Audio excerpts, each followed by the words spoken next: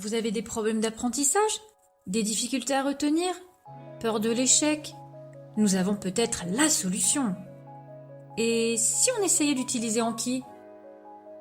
Mais c'est quoi Anki? Oui, c'est quoi Anki? Ouais. Des cartes mémoire, ça, Faire des ses leçons. Alors, Bah oui. Mais au fait, qu'est-ce qu'Anki? Anki est un logiciel permettant d'apprendre et de réviser des cartes mémoire grâce à la répétition espacée dans le temps. Anki signifie mémorisation en japonais. Voyons comment fonctionne notre cerveau. C'est la zone de stockage de toutes nos informations et il est au top niveau efficacité. Il va tout stocker.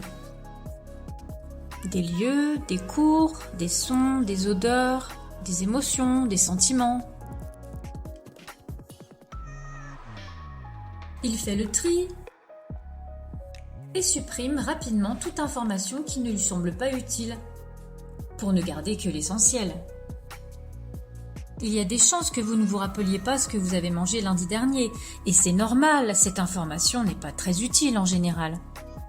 En revanche, si ce même lundi vous aviez partagé un excellent repas, et que vous aviez raconté à tout le monde quel délice ce fut, vous vous en souviendrez certainement dans les moindres détails. Il n'existe pas une mémoire, mais des mémoires. En effet, on peut distinguer la mémoire sensorielle, c'est ce que l'on fait sans s'en rendre compte. La mémoire à court terme, aussi baptisée mémoire de travail, c'est la zone de réflexion. Et la mémoire à long terme, qui peut durer toute la vie, ce sont nos souvenirs. Si les mémoires sensorielles et de travail ont des capacités limitées au traitement des informations, la mémoire à long terme, elle, possède de prodigieuses facultés de conservation. Il nous arrive pourtant d'avoir des défaillances et d'oublier. L'oubli est un phénomène normal et naturel. L'oubli intervient parce que notre cerveau est organisé pour éliminer tout ce qui pourrait l'encombrer inutilement, ou lorsque l'information n'a pas subi de sollicitation. Il suffit par exemple de poser une question pour réactiver l'information. Sur ce principe, pour pallier à l'oubli, la solution est simple. Elle a été découverte par Ebbinghaus avec sa courbe de l'oubli. Il faut faire des répétitions espacées, ce qui ancre en profondeur et contre l'oubli, par exemple en s'aidant de cartes mémoire. Leitner, lui, dans les années 70, a perfectionné la méthode.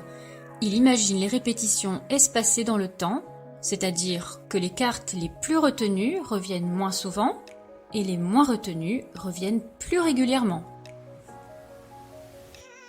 Désormais, les cartes papier ont été remplacées par un logiciel, Anki, disponible sur tout type de support. Comment ça marche? Des questions sont posées sur des cartes mémoire appelées flashcards. On les trouve sous forme de texte, de schémas, de vidéos ou d'images. Puis dessous, apparaît la réponse quand on le décide.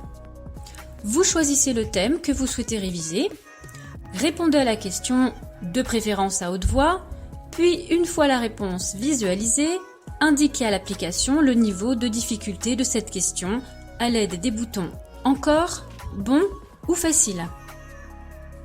Résumons-nous. Anki est une application multisupport facilitant l'apprentissage grâce à l'utilisation de cartes mémoire. Alors sortez votre smartphone. Avec ou sans réseau, en tout lieu, seul ou accompagné, et en quelques minutes seulement, révisez facilement.